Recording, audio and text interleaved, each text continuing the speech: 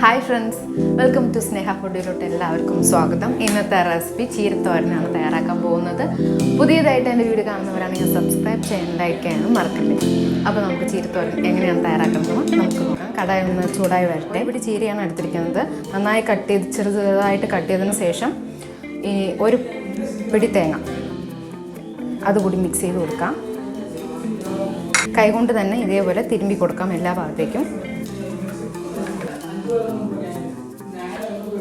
കടായി ചൂടായി വന്നിരിക്കുകയാണ്. ഒരു 2 ടീസ്പൂൺ എണ്ണ ഒഴിച്ച് കൊടുക്കാം.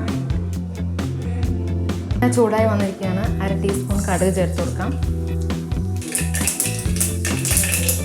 പൊട്ടിക്കഴിഞ്ഞിരിക്കുകയാണ്. അപ്പോൾ കുറച്ച് കറിവേപ്പില ചേർത്ത് കൊടുക്കാം.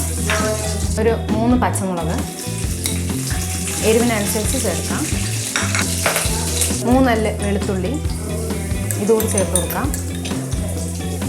ചേർക്കാം. ചൂടായിട്ട് ചെറിയ ഉള്ളി ഒരു 8 എണ്ണം,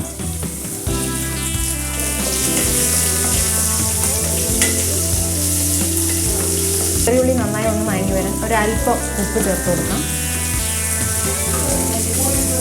ഒന്ന് വാടി വന്നിരിക്കുകയാണ്. അപ്പോൾ ഒരു 1/2 ടീസ്പൂൺ ജീരകം കൂടി ചേർത്ത് കൊടുക്കാം. സാദാ ജീരകം. ഒരു അല്പം വെള്ളം കൂടി ചേർത്ത് കൊടുക്കാം.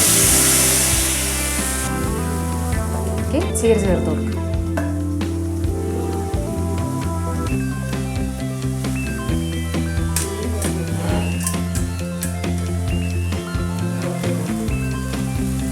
മിനിറ്റ് കഴിഞ്ഞതിന് ശേഷം തുറന്നു നോക്കാം. ഈ സമയത്ത് ലോ ഫ്ലെയിമിൽ തന്നെ വെക്കുക. കഴിഞ്ഞിരിക്കുകയാണ്. ചീര നമുക്ക് നോക്കാം.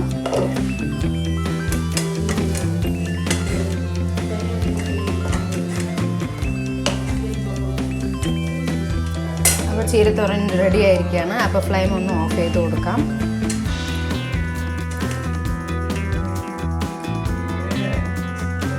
ഇനി സെർവിങ് പ്ലേറ്റിലോട്ട് മാറ്റാം.